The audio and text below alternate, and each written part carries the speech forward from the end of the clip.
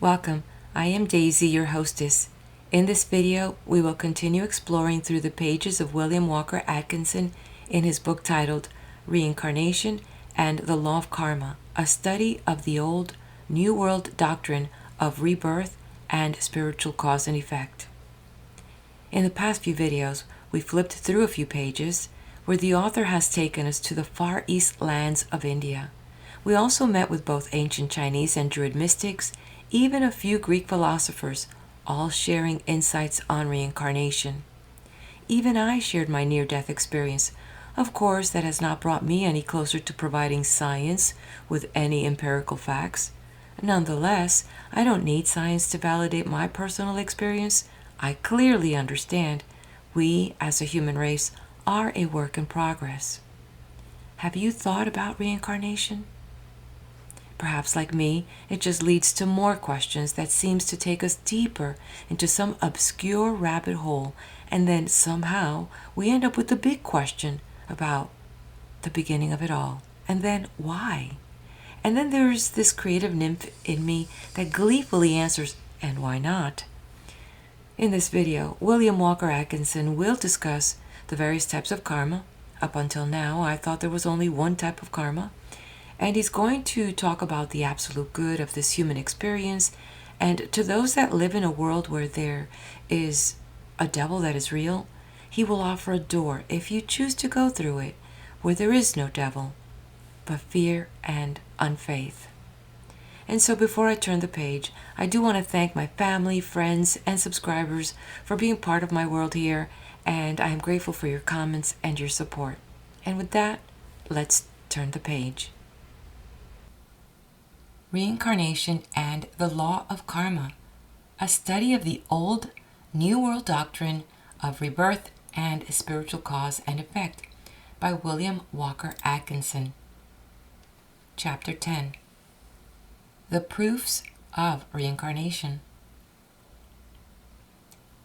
To many minds, the proof of a doctrine is its reasonableness and its adaptability as an answer to existing problems.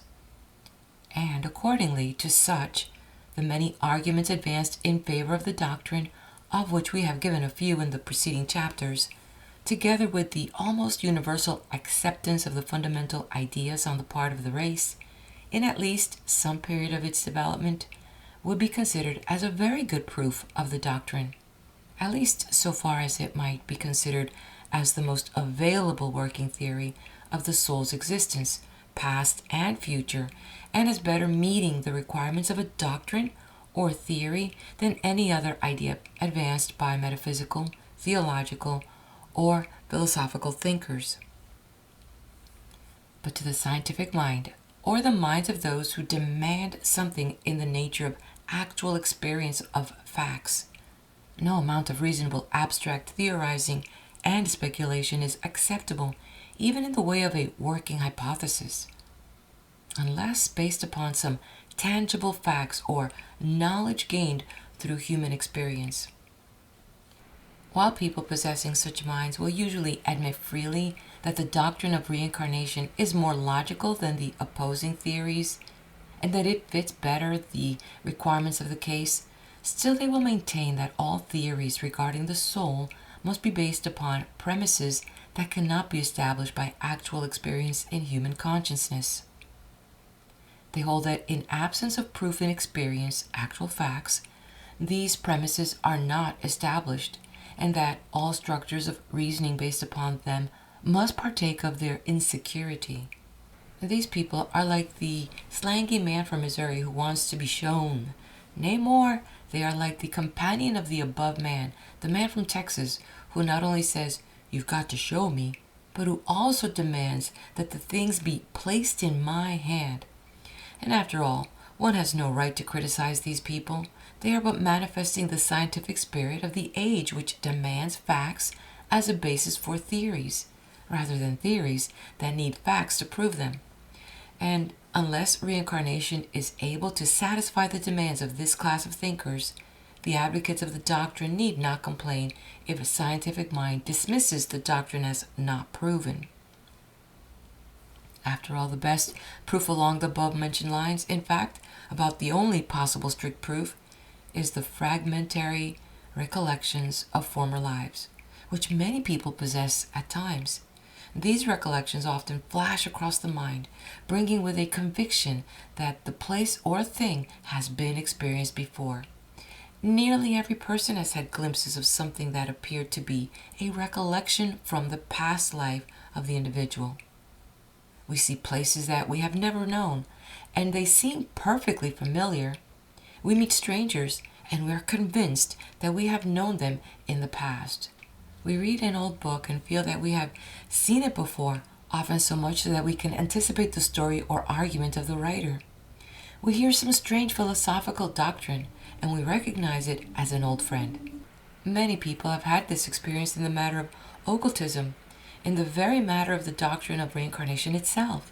When they first heard it, although it struck them as strange and unusual, yet they felt an inner conviction that it was an old story to them, that they had heard it all before. These experiences are far too common to be dismissed as mere fancy or coincidence. Nearly every living person has had some experience along this line. A recent writer along the lines of Oriental philosophy has said regarding this common experience of the race, many people have had peculiar experiences that are accountable only upon the hypothesis of metempsychosis. Who has not experienced the consciousness of having felt the thing before, having thought it some time in the dim past?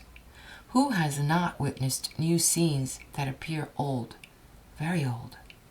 Who has not met persons for the first time whose presence awakened memories of a past life far back in the misty ages of long ago?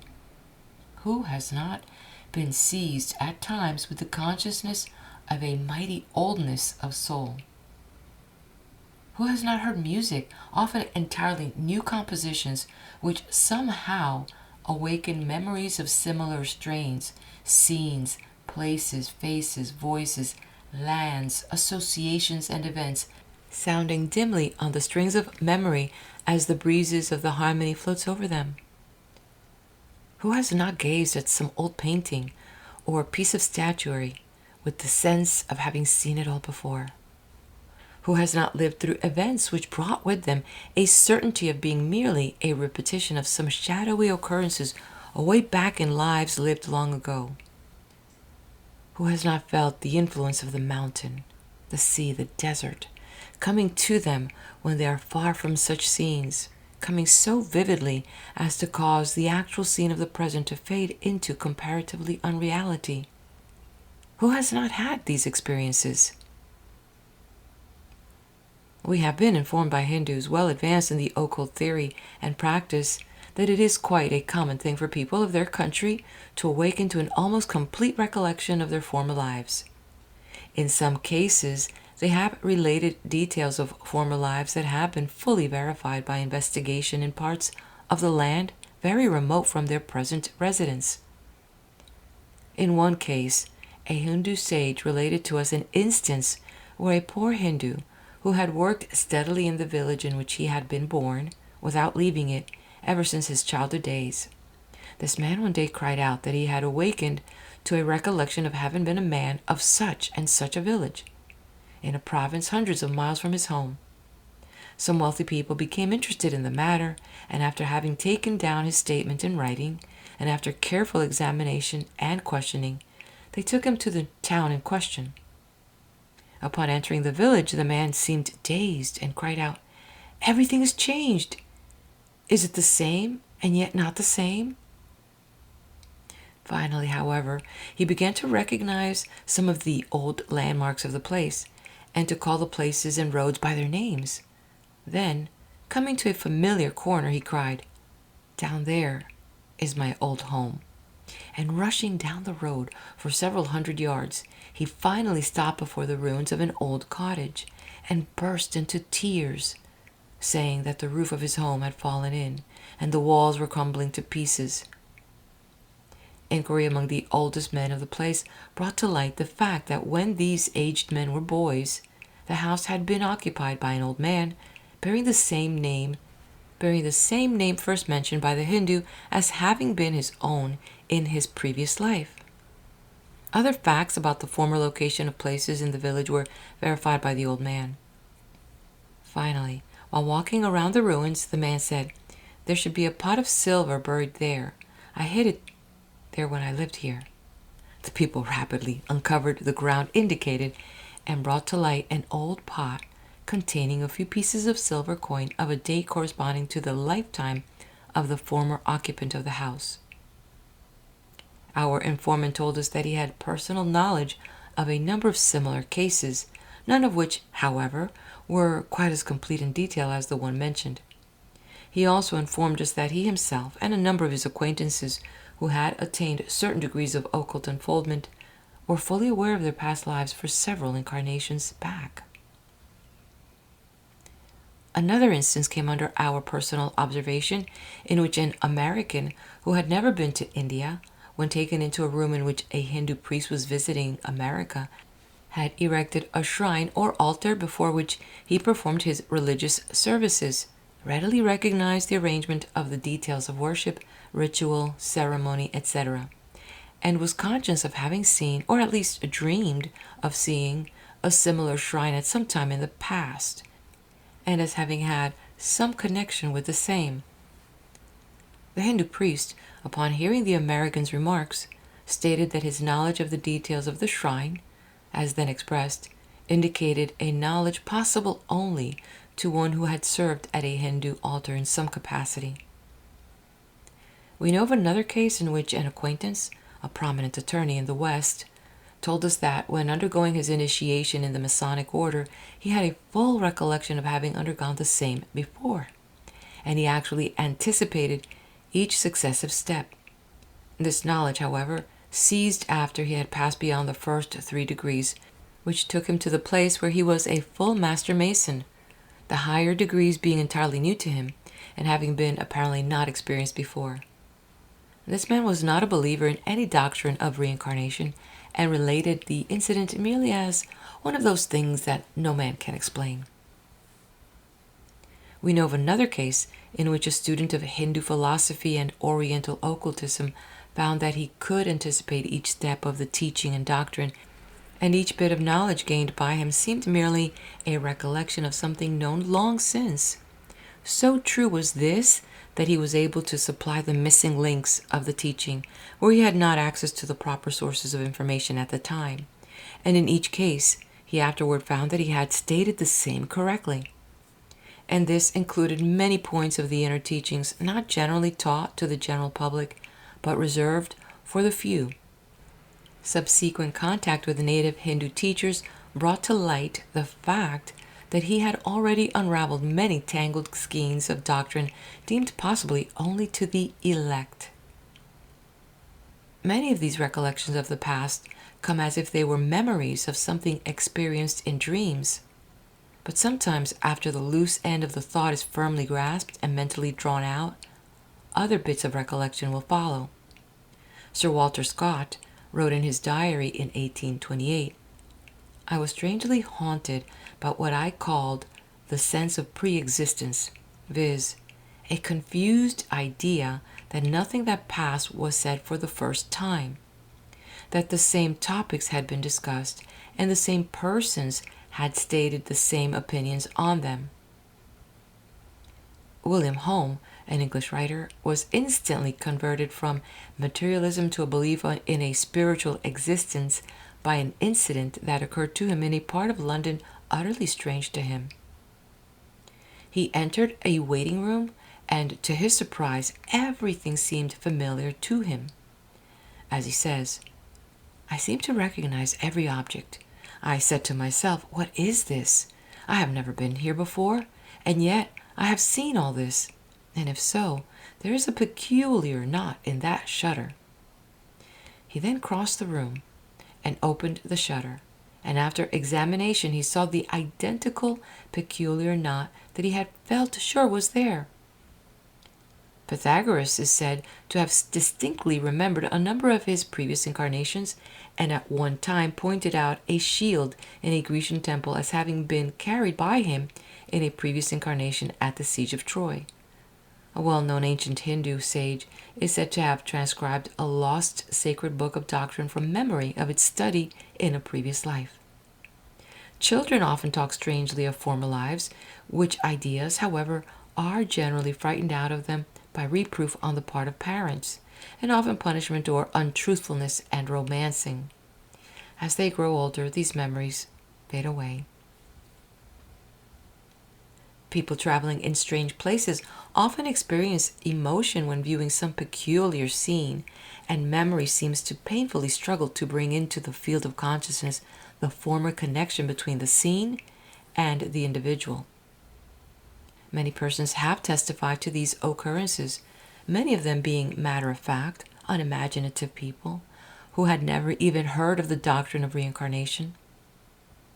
Charles Dickens, in one of his books of foreign travel, tells of a bridge in Italy which produced a peculiar effect upon him.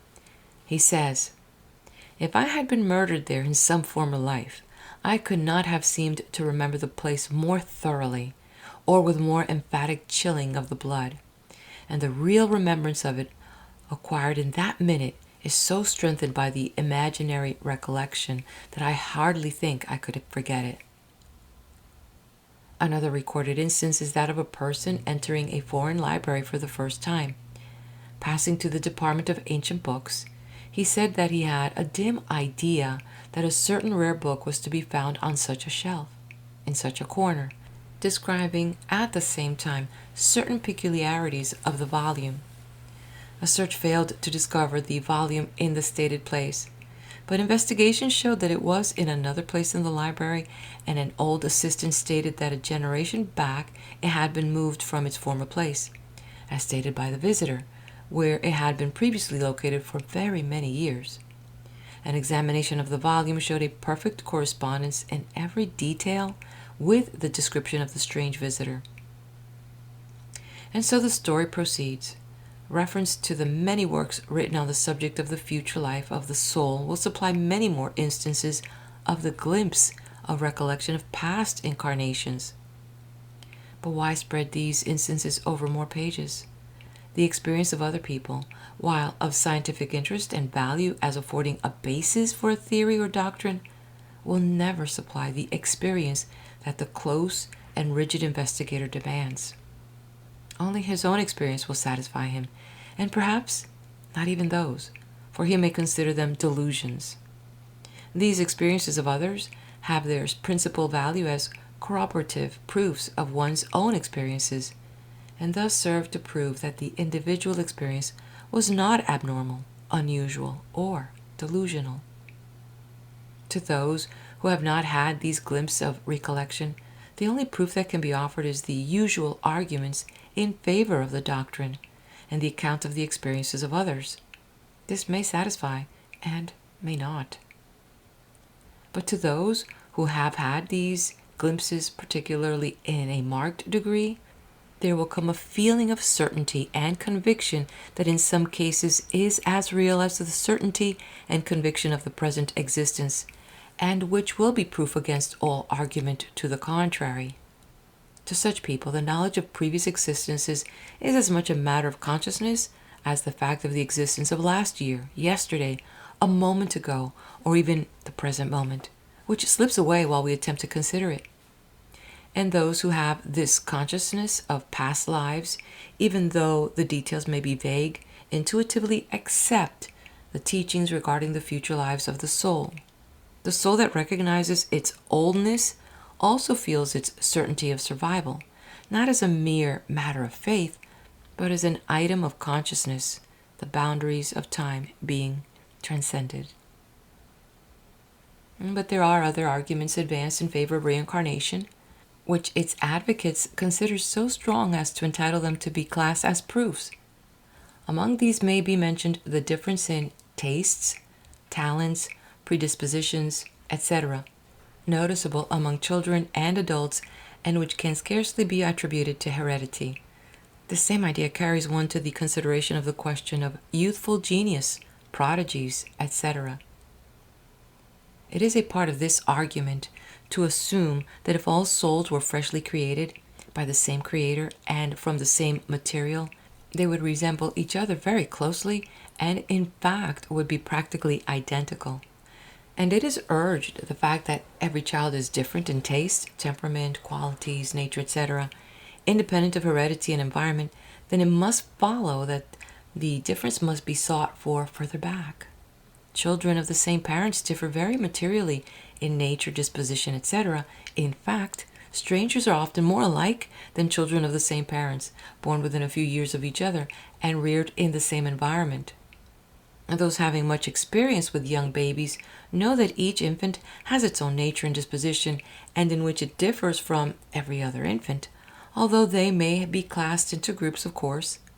The infant a few hours born shows a gentleness or a lack of it, a yielding or a struggle, a disposition to adjust itself or a stubbornness, etc. And as the child grows, these traits show more plainly, and the nature of the individual asserts itself, subject of course to a molding and shaping, but always asserting its original character in some way. Not only in the matter of dispositions, but in the matter of tastes, tendencies, moral inclinations, etc. Do the children differ? Some like this and dislike that, and the reverse. Some are attached toward this and repelled by that, and the reverse. Some are kind while others are cruel. Some manifest an innate sense of refinement while others show coarseness and lack of delicate feeling. This among children of the same family, remember. And when the child enters school, we find this one takes to mathematics as the duck does to water, while its brother loathes the subject, and the anti-arithmetic child may excel in history or geography or else grammar, which is the despair of others. Some are at once attracted to music and others to drawing, while both of these branches are most distasteful to others. And it will be noticed that in the studies to which the child is attracted, it seems to lean almost without effort, as if it were merely relearning some favorite study momentarily forgotten.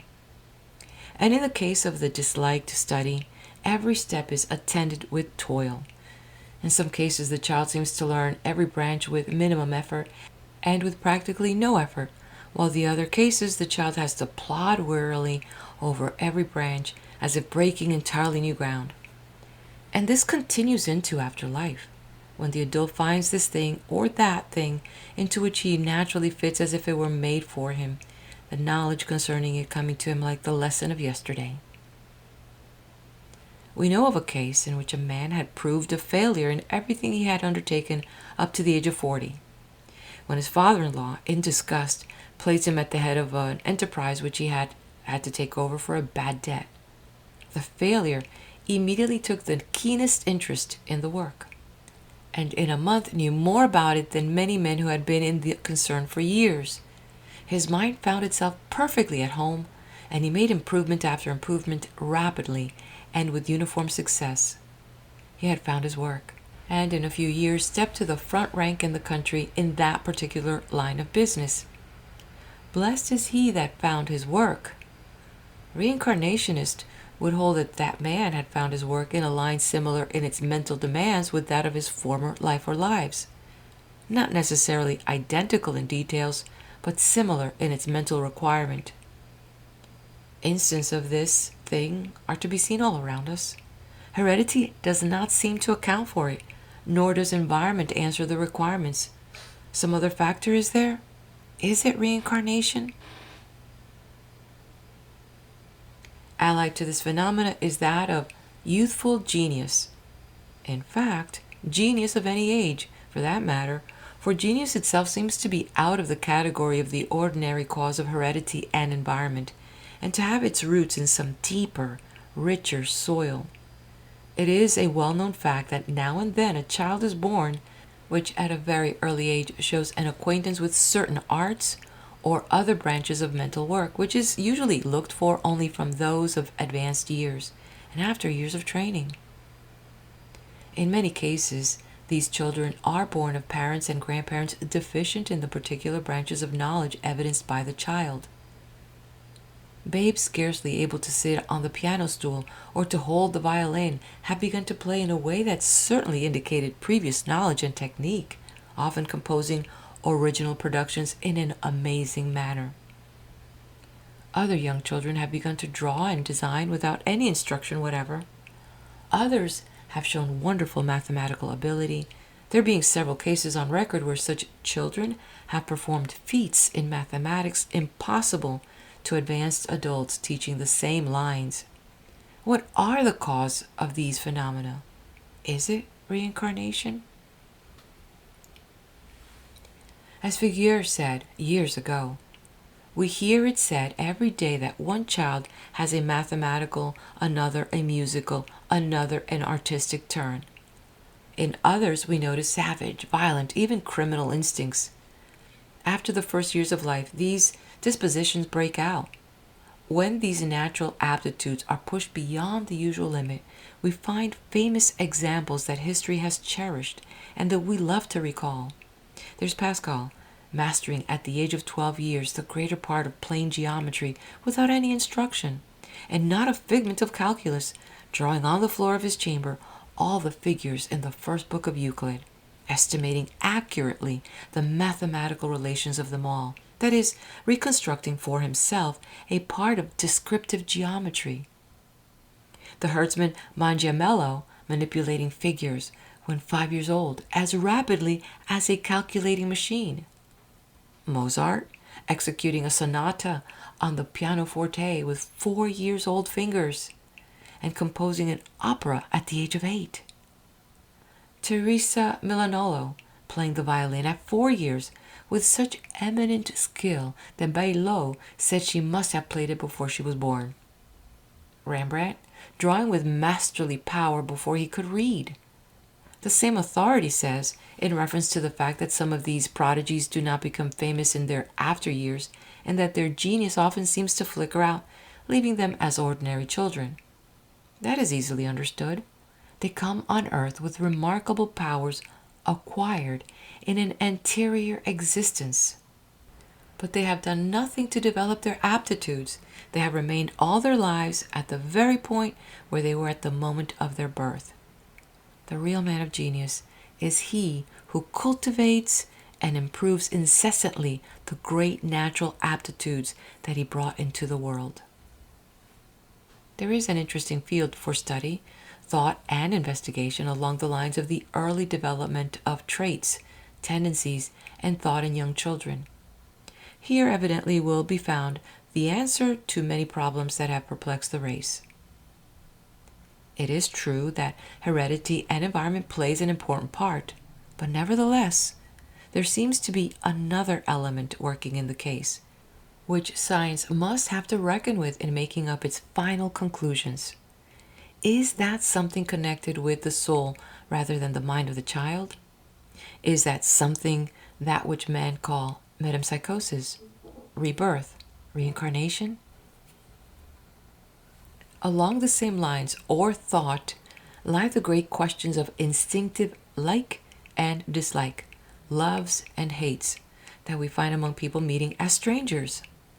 From whence comes those strange, unaccountable attractions and repulsions that many feel when meeting certain strangers who could never have occasioned such feelings in the present life, and which heredity does not account for?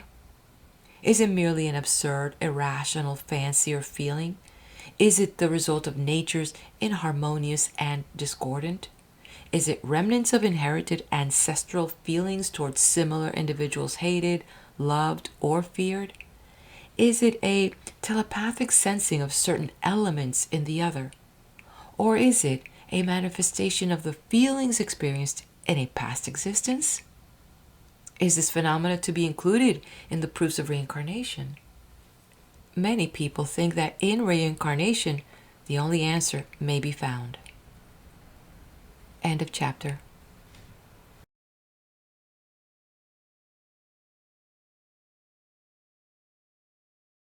Chapter 11. Arguments against reincarnation.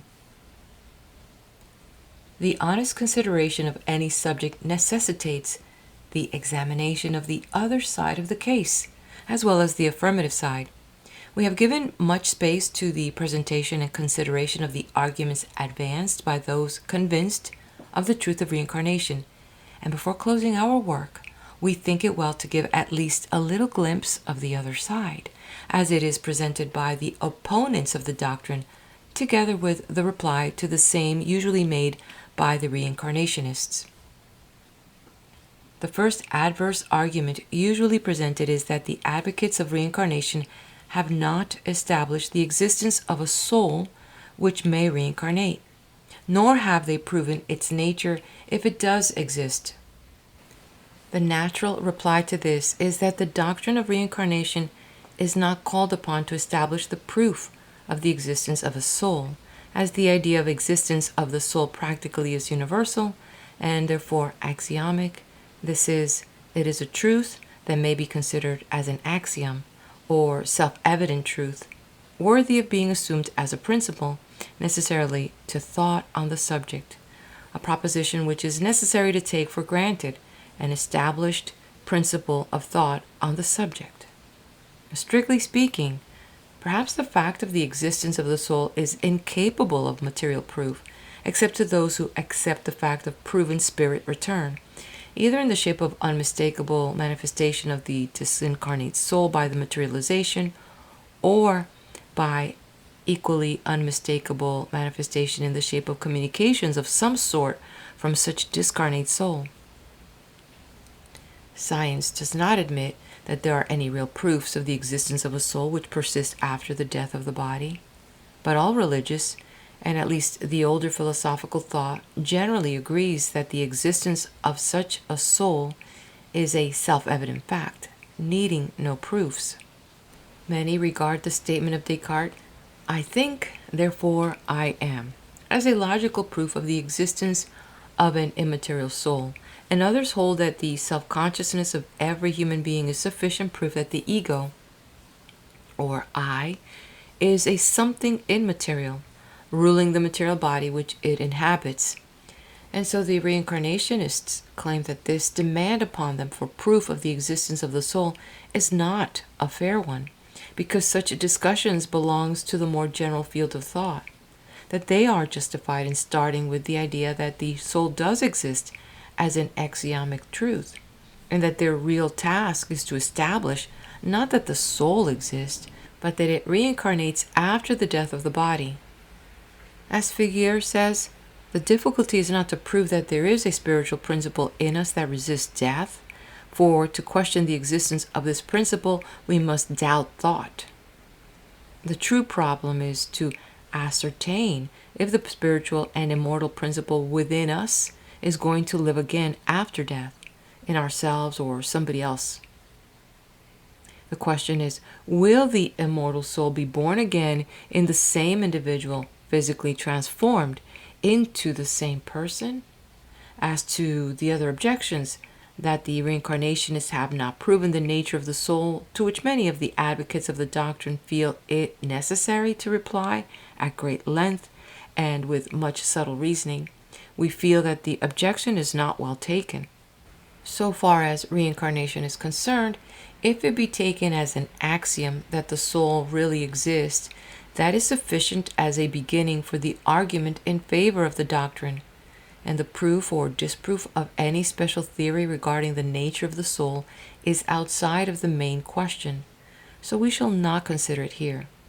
It is possible to think of the soul as a reincarnating entity, whether it be a monad, duad, triad, or septenary being. The second objection usually made is that reincarnation cannot be true. Else we would remember the incident of our past lives clearly and distinctly, the fact that the majority of persons have no such recollection being held to be a disproof of the doctrine. The reply to this objection is, 1. That it is not true that people do not remember the events of their past lives, the instances quoted by us, and similar ones happening to others, together with the fact that nearly everyone remembers something of the past, showing that the objection is not correctly stated. And 2, that the fact that we have but a very cloudy and imperfect recollection is not an objection at all. For have we a clear recollection of the events of our infancy and childhood in this life? Have we a clear recollection of the events of 20 years ago, outside of a few scattered instances, of which the majority are only recalled when soon associated fact is mentioned? Are not the great majority of the events of our present life completely forgotten? How many can recall the events of the youthful life? Old companions and friends are completely forgotten, or only recalled after much thought and assistance in the way of suggested associations.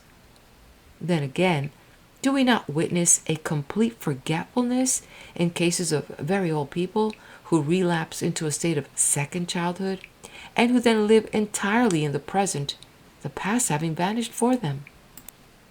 There are cases of people having grown old and while retaining their reasoning faculties, whereas children, so far as the past was concerned. A well-known writer, when in this state, was wont to read the books that he had written, enjoying them very much and not dreaming that he was their author. Professor Knight says of this matter, "Memory of the details of the past is absolutely impossible." The power of conservative faculty, though relatively great, is extremely limited. We forget the larger portion of experience soon after we have passed through it, and we should be able to recall the particulars of our past years, filling all the missing links of consciousness since we entered on the present life, before we were in a position to remember our antenatal experience. Birth must necessarily be preceded by crossing the river of oblivion, while the capacity for fresh acquisition survives, and the garnered wealth of old experience determines the amount of characters of the new. Loss of memory is not loss of being, or even loss of individuality or character. In this connection, we must mention the various instances of double personality or lost personality noted in the recent books on psychology. There are a number of well-authenticated cases in which people, from severe mental strain, overwork, etc., have lost the thread of personality and forgotten even their own names, and who have taken up life anew under new circumstances, which they would continue until something would occur to bring about a restoration of memory, when the past in all of its details would come back in a flash. The Annals of the English Society for Psychical Research contain quite a number of such cases, which are recognized as typical. Now, would one be justified in asserting that such a person, while living in the secondary personality and consequently in entire ignorance of his past life, had really experienced no previous life? The same I was there, the same ego, and yet the personality was entirely different. Is it not perfectly fair and reasonable to consider these cases as similar to the absence of memory in cases of reincarnation? Let the reader lay down this book and then endeavor to remember what happened in his 12th year. He will not remember more than one or two or half a dozen events in that year, perhaps not one, in the absence of a diary, or perhaps even with the aid of one. The majority of the happenings of the 365 days of that year are as a blank, as if they never had happened, so far as the memory is concerned, and yet the same I, or ego, persists, and the person's character has certainly been affected and influenced by the experiences and lessons of that year. Perhaps in that year, the person may have acquired certain knowledge that he uses in his everyday life.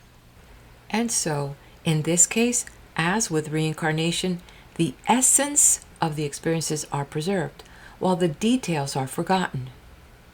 For that is the reincarnationist contention. As a matter of fact, advanced occultists and other reincarnationists claim that nothing is really forgotten, but that every event is stored away in some of the recesses of the mind, below the level of consciousness, which idea agrees with that of modern psychologists. And reincarnationists claim that when man unfolds sufficiently on some higher plane, he will have a full recollection of his past experiences in all of his incarnations. Some reincarnationists claim that as the soul passes from the body, all the events of that particular life pass rapidly before its mind, in review, before the waters of Lethe or oblivion causes forgetfulness. Closely allied to the last mentioned argument against reincarnation is the one that as the memory of the past life is absent, or nearly so, the new personality is practically a new soul instead of the old one reincarnated, and that it is unreasonable and unjust to have it enjoy or suffer by reason of its experiences and acts in the previous life. We think that the answers to that last mentioned objection are answers to this one also.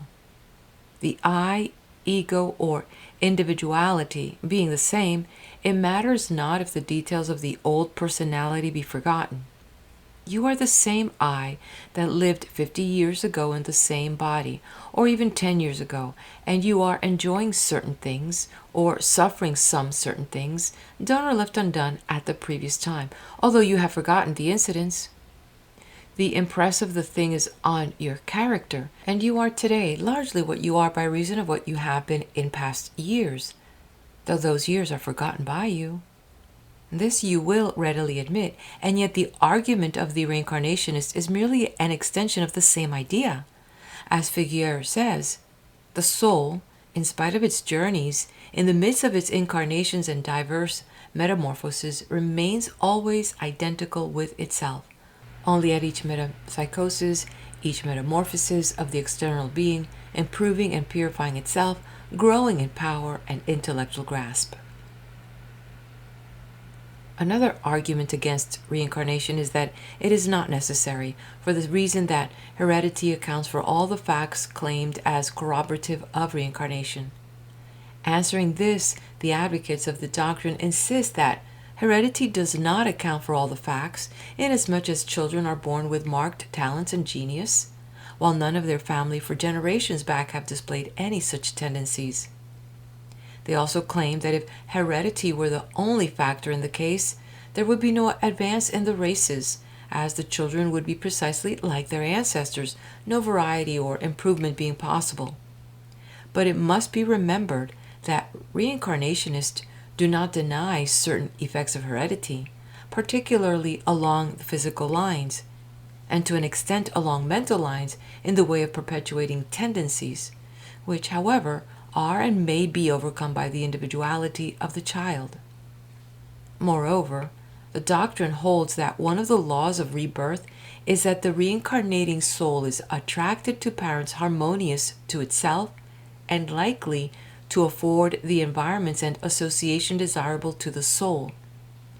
So in this way, the characteristics likely to be transmitted to the offspring are those which are sought for and desired by the reincarnating soul. The law of rebirth is held to be as exact and certain as the laws of mathematics or chemistry, the parents as well as the child forming the combination which brings forth the rebirth. Rebirth is held to be above the mere wish of the reincarnating soul. It is in accordance with an invariable natural law which has justice and advancement as its basis. Another argument against reincarnation is that it holds that human souls are reborn as animals in some cases, and this objection we shall not discuss, for the reason that the advanced ideas of reincarnation expressly forbid any such interpretation and distinctly deny its legitimate place in the doctrine. Among some of the primitive people, this idea of transmigration in the bodies of animals has been held, but never among advanced occultists or the leaders in the philosophical thought favoring reincarnation. Reincarnation teaches the evolution of the soul from lowly forms to higher, but never the devolution or going back into animal forms. A study of the doctrine of reincarnation will dispel this erroneous idea from the mind of an intelligent person. Another favorite argument is that it is repulsive to the mind and soul of the average person. Analysis of this objection will show that what is repugnant to the person is usually the fear that he will be born again without a memory of the present, which seems like a loss of the self. A moment's consideration will show that this objection is ill-founded. No one objects to the idea of living in the same body for, say, 10 years or 20 years more in health, but at the end of that 10 or 20 years, he will be practically a different person by reason of the new experiences he has undergone.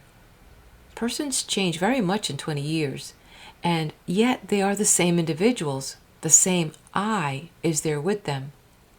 And at the end of the 20 years, they will have forgotten the majority of the events of the present year.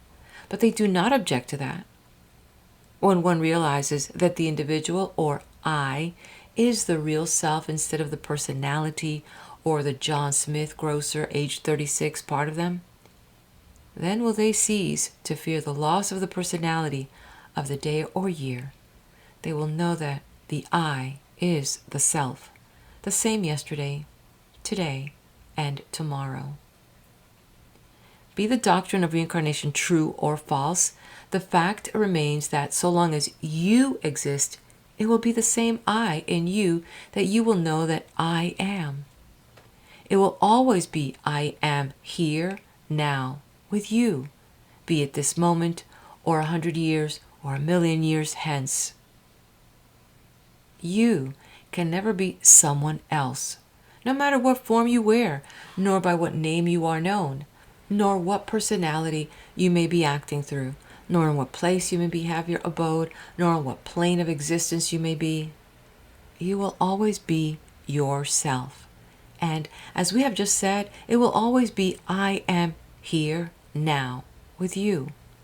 The body and even the personality are things akin to garments which you wear and take off without affecting your real self. Then we must note another objection often made by people in discussing reincarnation. They say, but I do not want to come back. To this, the reincarnationist answers that if one has reached a stage in which he really has no desire for anything that the earth can offer him, then such a soul will not likely have to reincarnate again on earth, for it has passed beyond the need of earthly experiences and has worn out its earth karma. But they hold that but few people really have reached this stage. What one really means is that he does not want any more of earth, life similar to that which he has been undergoing. But if he thought that he could have certain things, riches, position, fame, beauty, influence, and the rest of it, he would be perfectly willing to come back.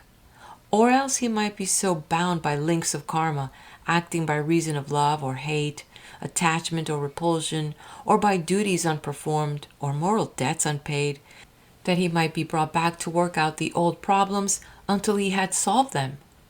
But even this is explained by those reincarnationists who hold to the idea of desire as the great motive power of karma, and who hold that if one has risen above all earthly desire or dislike, that soul is freed from the attraction of earth life and is prepared to go on higher at once, or else wait in realms of bliss until the race is ready to pass on according to the various theories held by the various advocates of the doctrine. A little self-examination will show one whether he is free from all desire to come back or not. But after all, if there is ultimate justice in the plan, working ever and ever for our good and advancements, as the reincarnationists claim, then it must follow that each of us is in just the best place for his own good at the present moment, and will always be in a like advantageous position and condition.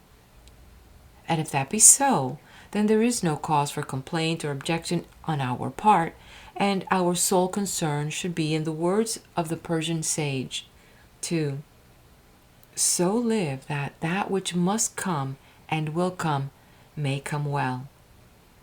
Living on one day at a time, doing the best you know how, living always in the belief that it is well with us now and evermore, and that the power which has us in charge here will have us in charge there.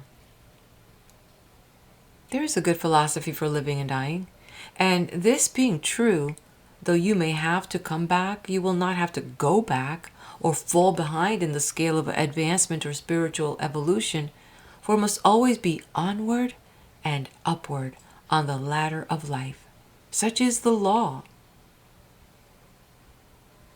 Another objection, very often urged against the doctrine of reincarnation, is that it is unchristian and derived from pagan and heathen sources, and is not in accord with the highest conceptions of the immortality of the soul. Answering this objection, it may be said that insofar as reincarnation is not a generally accepted doctrine in the Orthodox Christian churches of today, it may be said to be non-Christian rather than un-Christian. But when it is seen that pre-existence and rebirth was held as truth by many of the early fathers of the church, and that the doctrine was finally condemned by the dominant majority in church councils only by means of the most severe methods and the exercise of the most arbitrary authority, it may be seen that in the opinion of many of the most eminent early authorities, there was nothing unchristian about it, but that it was a proper doctrine of the church. The doctrine was simply voted down, just as were many important doctrines revered by some of the great minds of the early church, in some cases the decision being made by a majority of one vote. And again, there have been many bright minds in the Christian church who persisted in the belief that the doctrine was far more consistent with the inner teachings of Christianity than the prevailing conception, and based upon quite as good authority. So far as the charge that is derived from the pagan and heathen sources is concerned, it must be answered that certainly the doctrine was accepted by the pagan and heathen world centuries before the dawn of Christianity. But for that matter, so was the doctrine regarding the soul's future generally accepted by Orthodox Christianity. In fact, nearly every doctrine or theory regarding the survival of the soul was derived from pagan and heathen sources. The pagan and heathen mind had thought long and earnestly upon this great problem, and the field of thought had been pretty well covered before the advent of Christianity. In fact, Christianity added no new doctrine, invented no new theory, and is far from being clear and explicit in its teachings on the subject. The result being that the early Christians were divided among themselves on the matter, different sects and schools favoring different doctrines, each and all of which had been derived from pagan and heathen sources. If all the doctrines regarding the immortality of the soul are to be judged by the test of their having been, or not been, derived from pagan and heathen sources, then the entire body of doctrine and thought on the subject must be thrown out of the Christian mind, which must then endeavor to create or invent an entirely new doctrine which has never been thought of by a pagan or heathen. A very difficult task, by the way, considering the activity of the pagan and heathen mind in that respect. It must be remembered that there is no authoritative teaching on this subject, none coming direct from Jesus. The Christian doctrines on the subject come from the theologians and represent simply the views of the majority of some church council or of the most powerful faction. While the objection that reincarnation is not in accord with the highest conceptions of the immortality of the soul is one that must depend almost entirely upon the personal bias or opinion of the individual as to what constitutes the highest conceptions. Still, a comparison of the conceptions is not out of the way at this place. Do you know what was the doctrine favored by the dominant majority in the church councils, and for which pre-existence and rebirth finally was discarded? Do you know the dogma of the church and the belief of masses of the Orthodox Christians of the early centuries? Well, it was this: that at the death of the body, the person passes into a state of coma or unconsciousness, in which state he rests today, waiting the sound of the trumpet of their great day of judgment, when the dead shall be raised and the righteous given eternal life in their former bodies, while the wicked in their bodies may pass into eternal torment. That is a doctrine. You doubt it? Then look over the authorities and examine even the current creeds of today, many of which will state practically the same thing. This belief passed into one of the Christian creed in the words, "I believe in the resurrection of the body." The great masses of Christians today, in general thought on the subject, speak as if the accepted doctrine of the church was that the soul passed to judgment and then eternal soul life in heaven or hell immediately after the death of the body. thus ignoring the dogmas of the church councils regarding the figure day of judgment and the resurrection of the body at the time. A little questioning of the religious teachers and a little examination of religious history and the creeds and doctrines of the respective churches would astonish many good church members who have been fondly thinking of their beloved ones who have passed on, as even now dwelling in heaven as blessed angels. They would be astonished to find that the angels of the churches are not the souls of the good people who have been judged and awarded heavenly joys, but rather a body of supernatural beings who never inhabited the flesh, and that instead of their loved ones now enjoying the heavenly realms, the dogmas hold that they are now in a state of coma or unconsciousness, awaiting the great day of judgment, when their bodies will be resurrected and life everlasting given to them. Those who are interested in the matter and who may doubt the above statement are invited to examine the records for themselves. The doctrine of the resurrection of the body, which is of undoubted pagan and heathen origin, was a favorite theological dogma of the church in the first 1,000 years of its existence, and for many centuries after, and it still occupies a most important place in the church doctrines today, although it is not so often publicly preached or taught. David Kay says, "The great distinguishing doctrine of Christianity is not the immortality of the soul, but the resurrection of the body. That the soul of man is immortal was a common belief among the ancients, from whom it found its way at an early period into the Christian church, but the most influential of the early fathers were strenuously opposed to it, holding that the human soul was not essentially immortal, but only, like the body, capable of immortality." Vinet says, "The union of the soul and the body appears to me essential and indissoluble. Man without a body is, in my opinion, man no longer, and God has thought and willed him embodied, and not otherwise. According to passages in the scriptures, we can no doubt that the body, or a body, is essential to human personality and to the very idea of man." John Milton said that the spirit of man would be separate from the body so as to have a perfect and intelligent existence independent of it, nowhere said in Scripture, and the doctrine is evidently a variance both with nature and reason.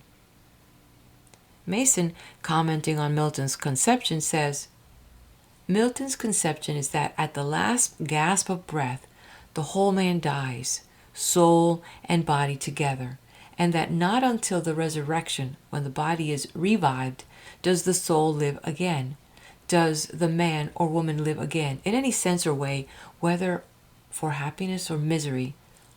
Are the souls of the millions on millions of humans beings who have died and since Adam, are those souls ready either with God and the angels in heaven, or down in the diabolical world, waiting to be rejoined to their bodies on the resurrection day? They are not," says Milton, "but soul and bodies together," he says, "are dead alike, sleeping alike, defunct alike, till that day comes." And many Christian theologians have held firmly to this doctrine, as may be seen by reference to any standard encyclopedia or work on theology. Coleridge said, "Some of the most influential of the early Christian writers were materialists, not as holding the soul to be the mere result of body organization, but as holding the incorporeal according to the views of Plato and others, but that the orthodox Christian divines looked upon this as an impious, inscriptural opinion."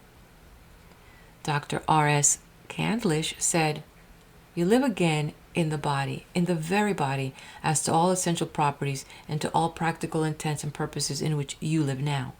I am to live not as a ghost, a specter, a spirit. I am to live then, as I live now, in the body." Dr. Arnold says, "I think that the Christian doctrine of the resurrection meets the materialist so far as this, that it does imply that a body or an organization of some sort is necessary to full development of man's nature." Reverend R.J. Campbell, the eminent English clergyman, in his recent work entitled The New Theology, says, speaking of the popular evangelical views, "But they are even more chaotic on the subject of death and whatever follows death. It does not seem to be generally recognized that Christian thought has never been really clear concerning the resurrection, especially in relation to future judgment. One view has been that the deceased saint lies sleeping in the grave until the archangel's trumpet shall sound and bid all mankind awake for the great assize. Anyone who reads the New Testament without prejudice will see that this was Paul's earlier view, although later on he changed it for another. There is a good deal of outcurrent, everyday religious phraseology which presumes it still. Father, in thy gracious keeping, leave we now thy servant sleeping. But alongside this view, another which is a flagrant contradiction of it has come down to us, namely that immediately after death the soul goes straight to heaven or hell, as the case may be, without waiting for the archangel's trumpet and the grand assize. On the whole, this is the dominant theory of the situation in the Protestant circles, and is much less reasonable than the Catholic doctrine of purgatory, however much the latter may have been abused. But under this view, what is the exact significance of the Judgment Day and physical resurrection? One might think they might be accounted superfluous. What is the good of tormenting a soul in hell for ages, and then whirling it back to the body in order to rise again and receive a solemn public condemnation? Better leave it in the inferno and save trouble, especially as the solemn trial is meaningless, seeing that a part of the sentence has already been undergone, and that there is no hope that any portion of it will ever be remitted. Truly, the tender mercies with which the theologians have accredited the Almighty are cruel indeed. But by the irony of progress, the Orthodox churches are gradually coming around to the one much despised Platonic conception of the naturally immortal immaterial soul, the pagan and heathen idea, so much at variance with the opposite doctrine of the resurrection of the body, which doctrine really did not teach the immortality of the soul at all. As Professor Nathaniel Schmidt says in an article in a standard encyclopedia, the doctrine of the natural immortality of the human soul became so important a part of Christian thought that the resurrection naturally lost its vital significance, and it has practically held no place in the great systems of philosophy elaborated by the Christian thinkers of modern times. But still, the letter of the old doctrine persists on the books of the Church, and it is creeds, although opposed to the enlightened spirit now manifesting in the churches, which is moving more and more toward the pagan and heathen conception of a naturally immaterial and immortal soul, rather than in a resurrection of the body and an eternal life therein. It is scarcely worthwhile here to contrast the two doctrines, the immortal immaterial soul on the one hand and the immortal body on the other. The latter conception is so primitively crude and so foreign to modern thought that it scarcely needs an argument against it. The thought of the necessity of the soul for a material body, the same old material body that it once cast off like a worn-out garment, a body perhaps worn by disease, crippled by accident, or the slipping of the hand of the potter, a body similar to those we see around us every day, the immortal soul needing such a garment in order to exist. Better accept plain materialism and say that there is no soul and that the body perishes and all else with it, than such a gross doctrine which is simply materialistic immortality. So far as this doctrine being the highest conception of immortality of the soul, as contrasted with the pagan and heathen doctrine of reincarnation, it is not a conception of the immortality of the soul at all, but a flat contradiction of it. It is a doctrine of the immortality of the body, which bears plain marks of a very lowly pagan and heathen origin. And so is the later Christian conception. It may be seen that there is nothing in the idea of rebirth which is inconsistent therewith.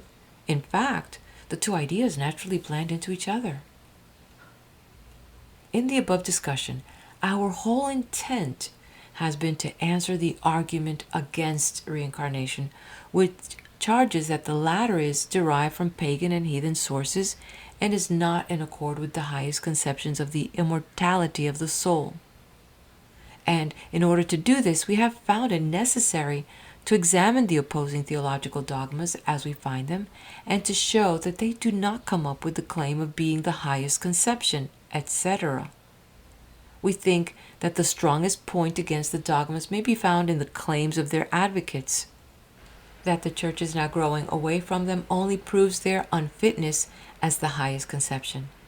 And reincarnationists hold that as the Church grows in favor of the immaterial, immortal soul, so will it find itself inclining toward the companion doctrine of pre-existence and rebirth, in some of its varied forms, probably that of the early fathers of the Church, such as Origen and his followers, that the Church will again claim its own. End of chapter.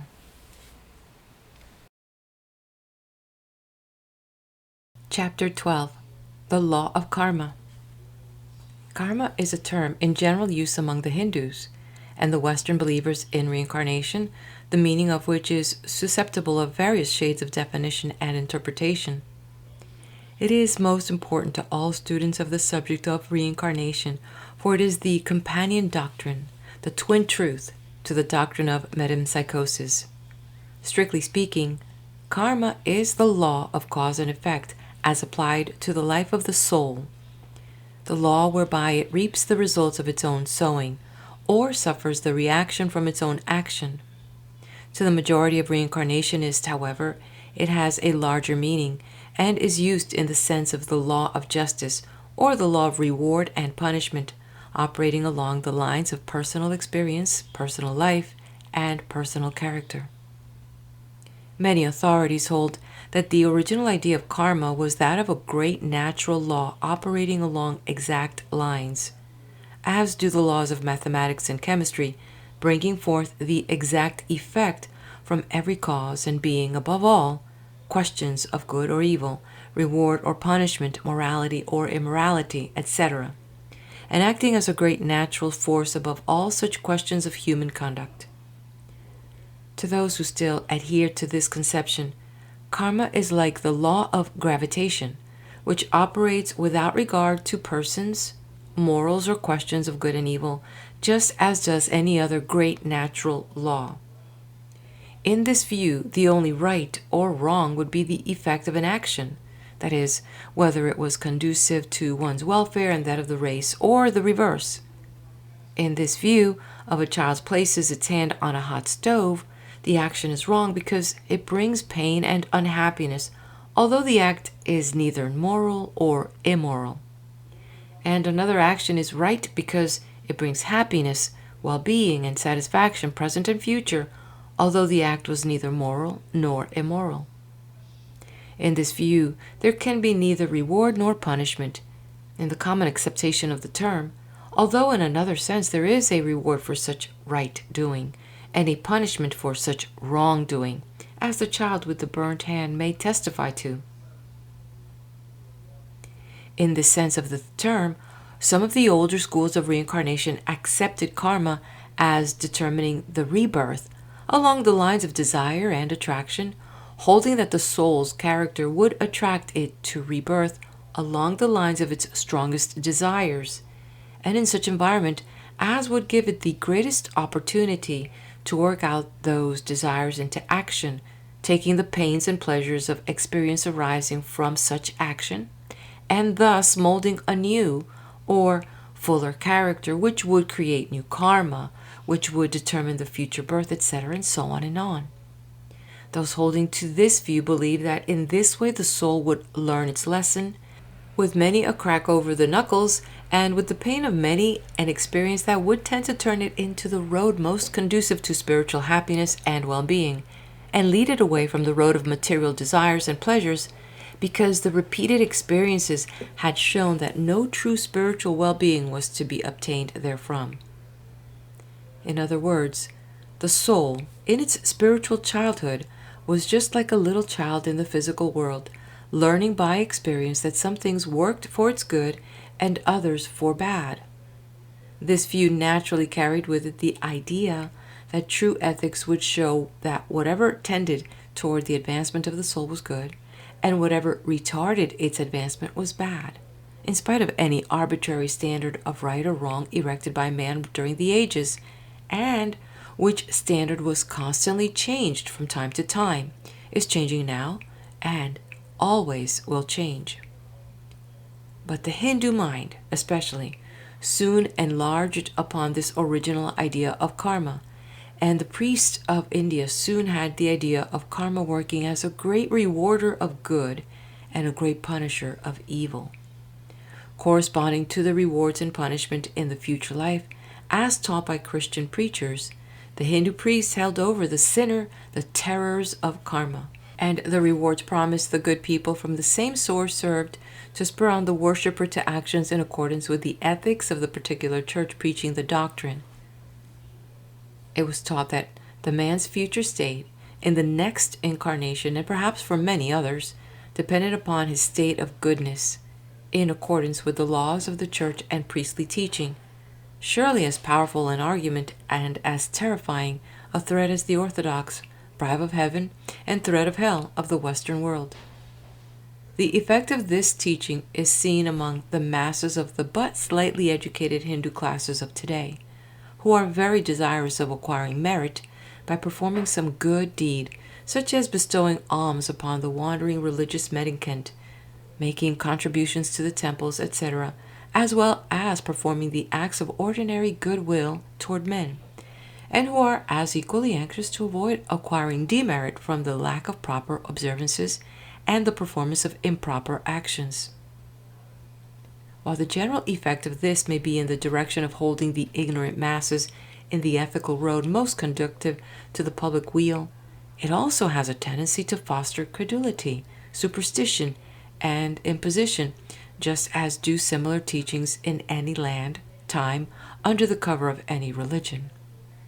There is a strong family resemblance between these teachings among all the religions, and there are many men who hold that this crack of the theological whip is most necessary for the keeping of the masses of the people in the straight road of morality, they being held incapable of the practice of doing good for good's sake and avoiding evil because it is evil.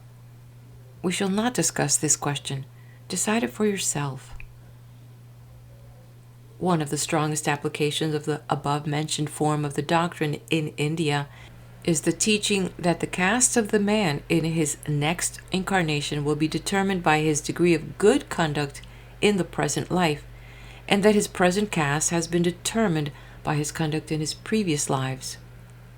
No one who has not studied the importance of caste in India can begin to understand how powerful a lever this teaching is upon the people of India. From the exalted Brahmin caste, the priestly caste, down to the Sudra caste of unskilled laborers, or even still further down to the pariahs or outcasts, the caste lines are strongly marked, the higher caste person deeming it the greatest disgrace to be touched by one of an inferior caste, or to eat food prepared by a lower caste person, and so on in every act of daily life. The only comparison possible to the American mind is the attitude of the old-time Southerner toward the lowest class of Negroes, and even in this case the prejudice does not extend so far as in the case of the Hindus, for the Southerner will eat food cooked by a Negro servant and will permit the latter to shave him, act as his valet, etc., something at which the high caste Hindu would be horrified on the part of one below him in caste. This being understood, it is easy to see how careful a high caste Hindu would be to avoid performing actions which might rob him of his caste in his next life, and how powerful an incentive it is to a low caste Hindu to strive for birth in a higher caste after many incarnations. To people holding such a view, birth in a low caste is the mark of a crime, an evil action performed in a previous life, and the lowborn is accordingly felt to be worthy of no respect. We understand from Hindu acquaintances that this idea is gradually being dispelled in India, and an era of common human brotherhood and common interest is beginning to manifest itself.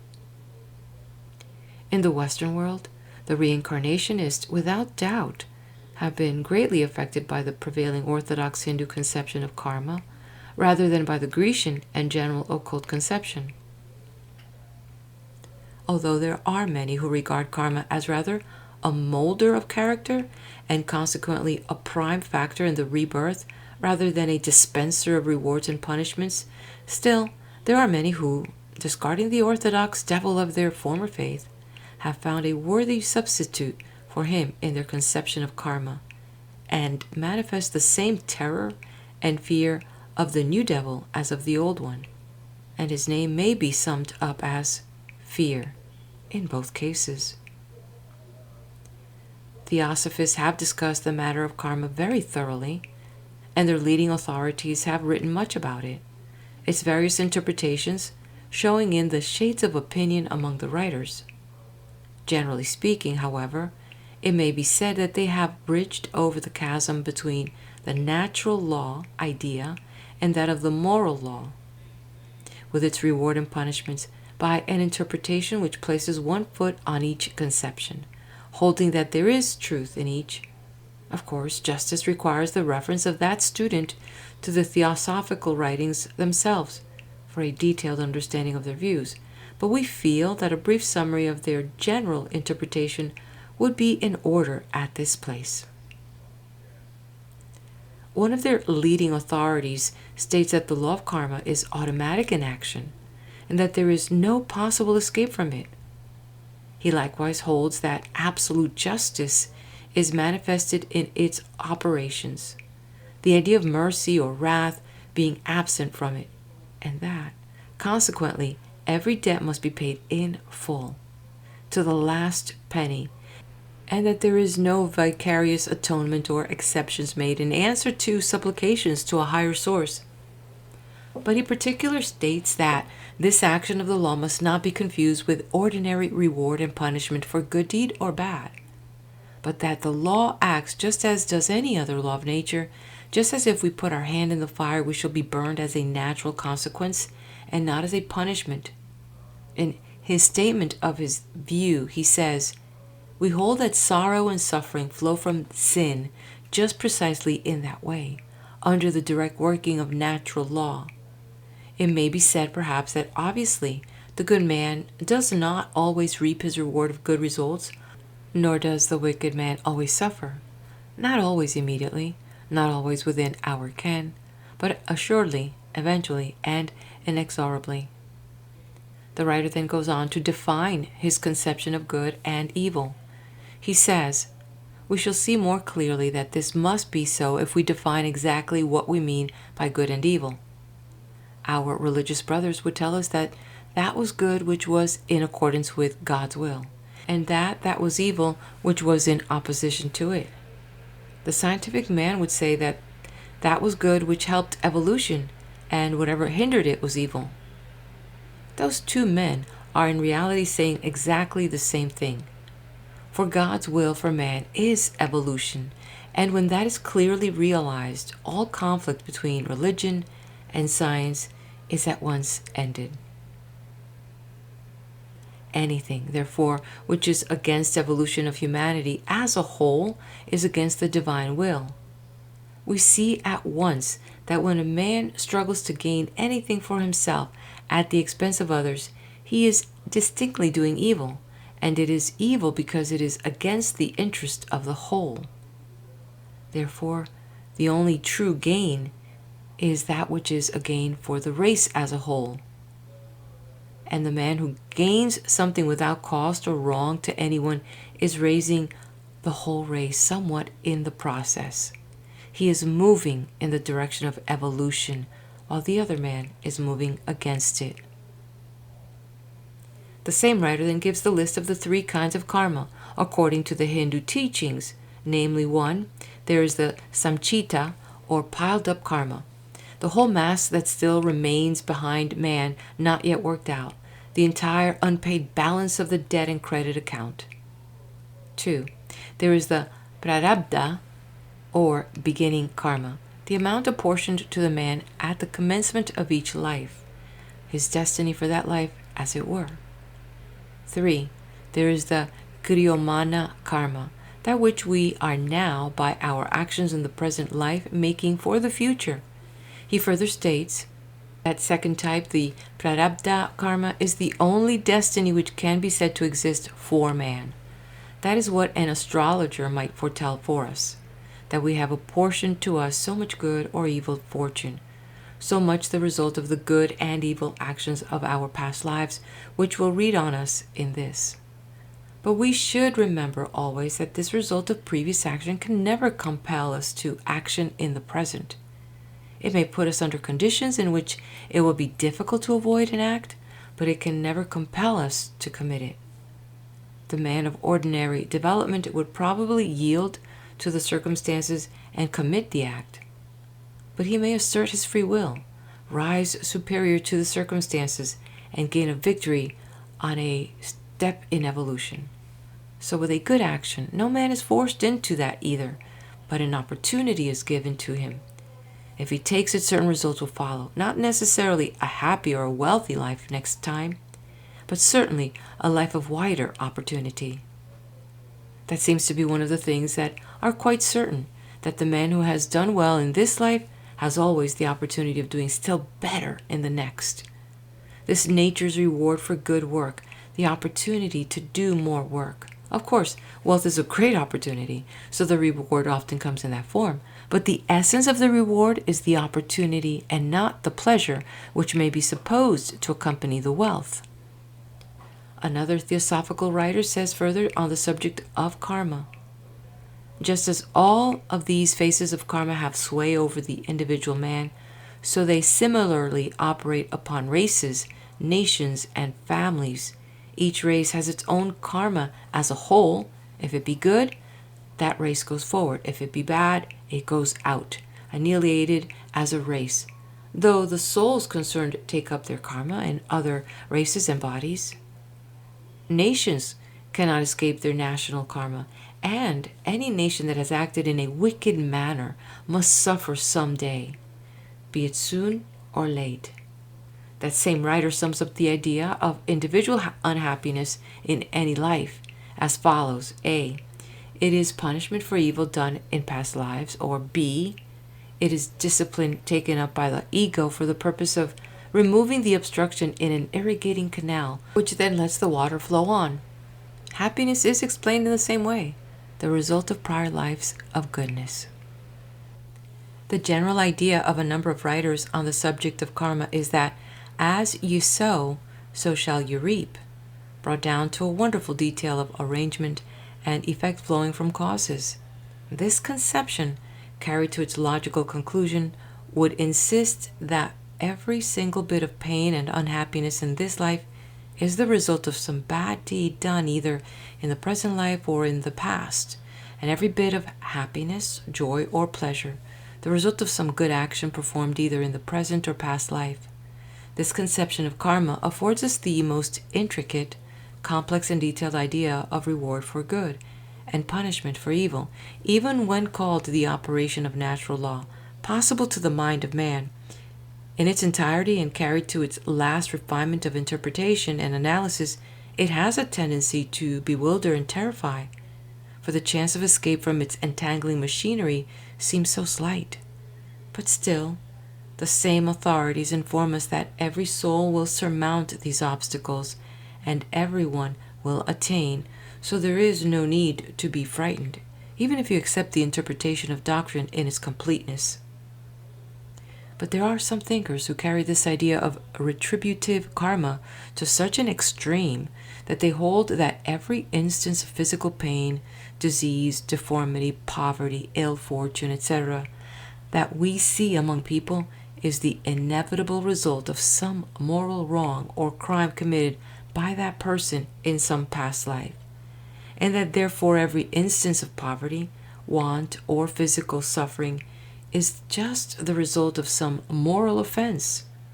Some of the extremists have gone so far as to hesitate at relieving poverty, physical pain, and suffering in others, lest by so doing they might possibly be interfering with karma, as if any great law could be interfered with. While we generally have refrained from insisting upon our personal preference of interpretation in this work, we cannot refrain from so doing in this instance. We consider that such an interpretation of the law of karma is forced and unnatural, and results from the seeming natural tendency of the human mind to build up devils for itself, and hells of one kind or another. Robbed of their devil, many people would attribute to their God certain devilish qualities, in order that they may not be robbed of the satisfaction of smugly thinking of the just punishment of others. And if they have also discarded the idea of personal God, their demand for a devil causes them to attribute certain devilish qualities to natural law. They are bound to find their devil somewhere. The primitive demand for the vengeful spirit must manifest itself in one form or another. These people confound the action of cause and effect on the material and physical plane with cause and effect on the spiritual plane, whereas all true occultists teach that the cause operating on one plane manifests effect on the same plane. In this connection, we would call your attention to the instance in the New Testament, John 9, verse 2, in which Jesus was asked regarding the cause of the affliction of the man who was born blind.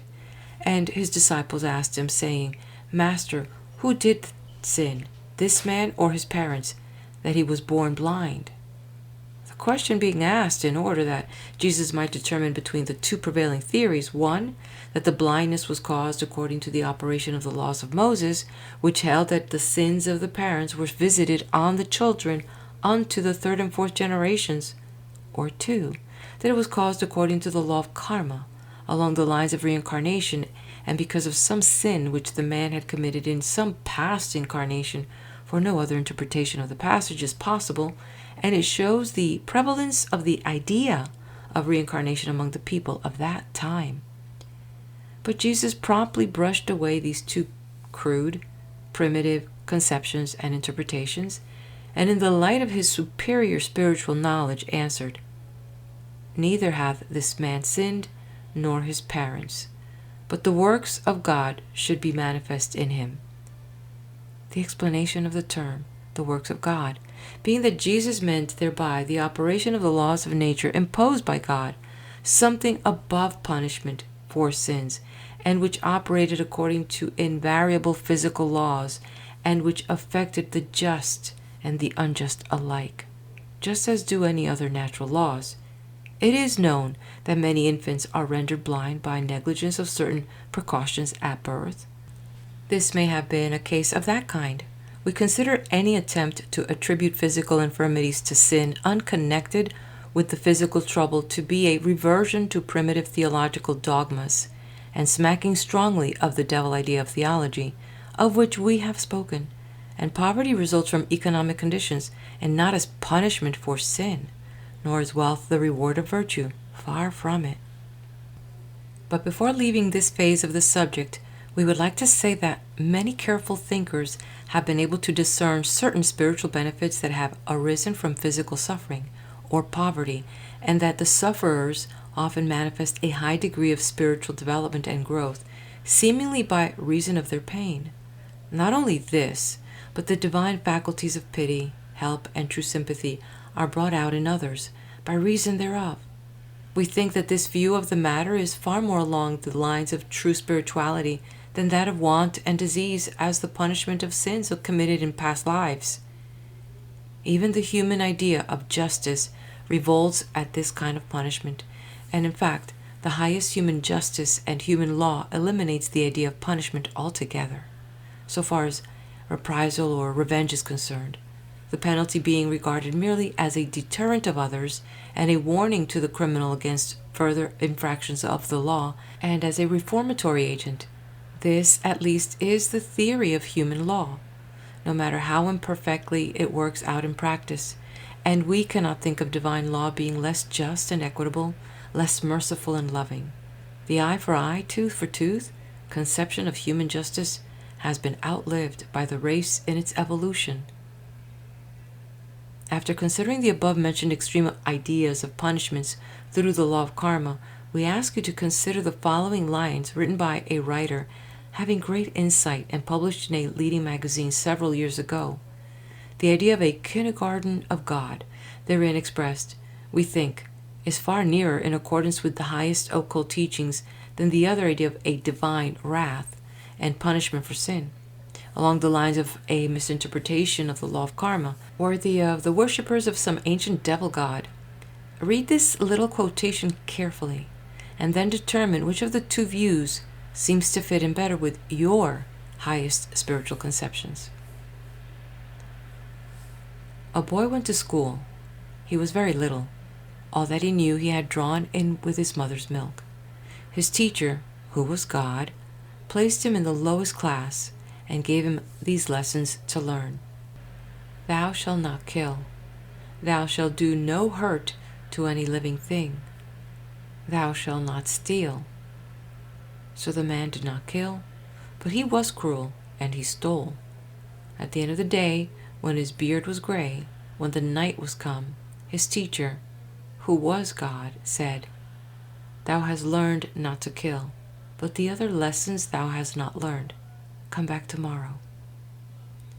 On the morrow he came back, a little boy, and his teacher, who was God, put him in a class a little higher and gave him these lessons to learn. Thou shalt do no hurt to any living thing. Thou shalt not steal. Thou shalt not cheat.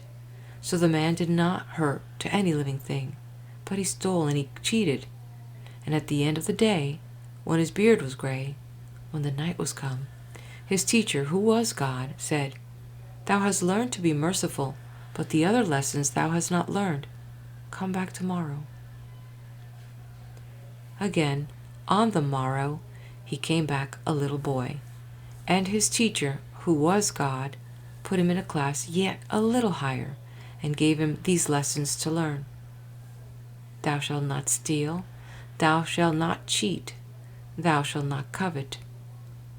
So the man did not steal, but he cheated, and he coveted. And at the end of the day, when his beard was gray, when the night was come, his teacher, who was God, said, Thou hast learned not to steal, but the other lessons thou hast not learned. Come back, my child, tomorrow. This is what I have read in the faces of men and women, in the book of the world, and in the scroll of the heavens, which is writ with stars. Barry Benson, The Century Magazine, May 1894. But there is still another view of karma held by some Western thinkers, who received it from the Greek mystics and occultists, who in turn are thought to have received it from the ancient Egypt.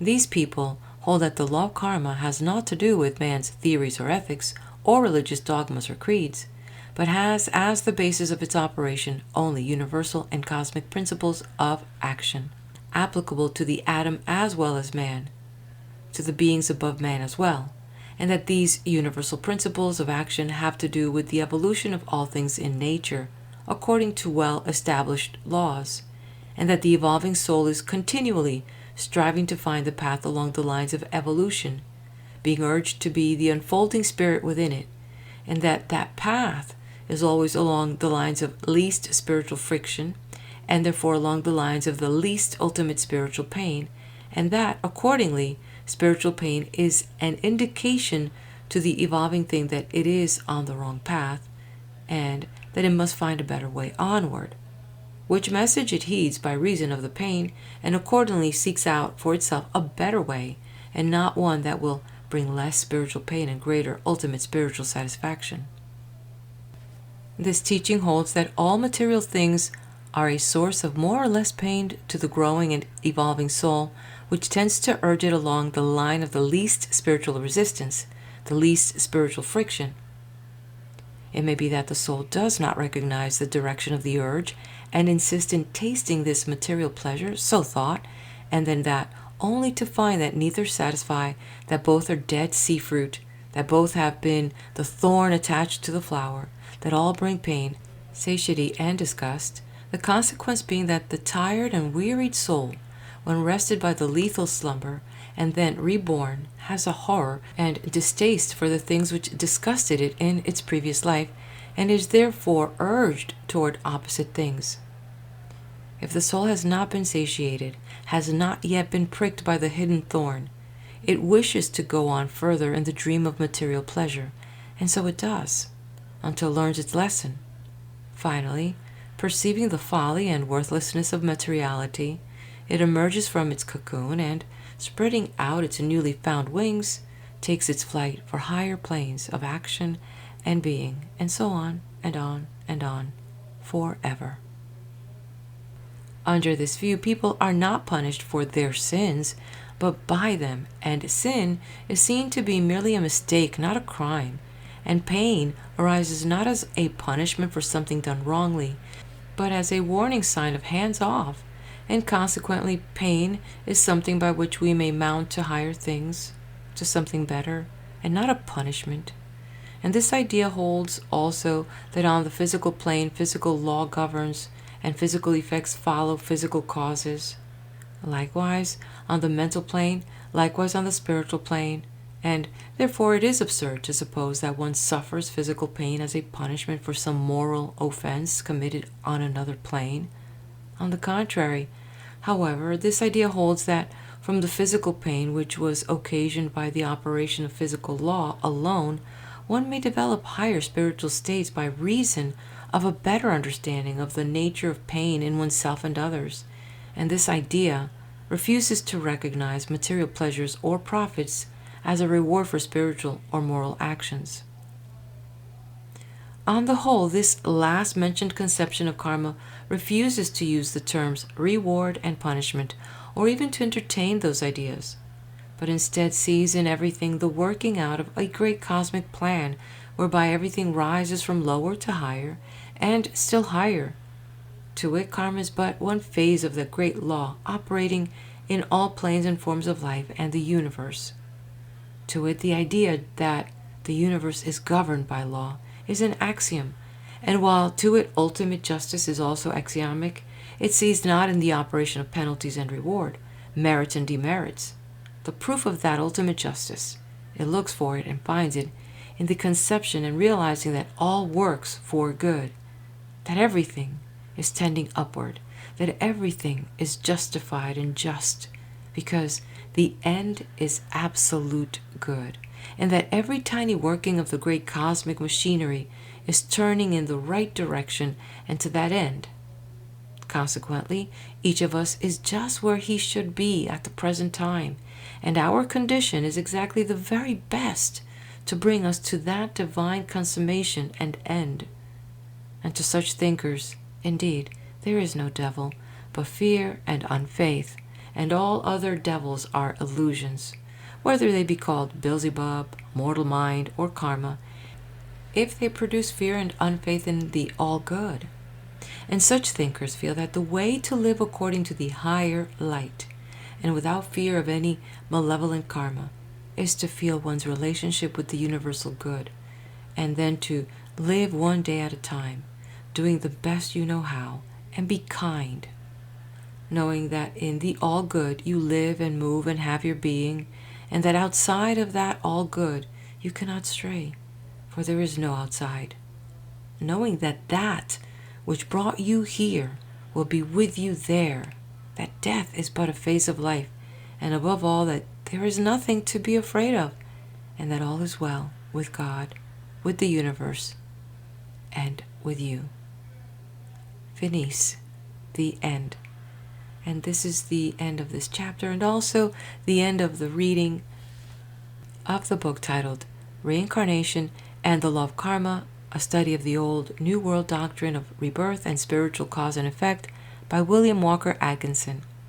Before you head out, hit that like button, leave me a comment, share this with your friends, and subscribe to the channel. Be blessed.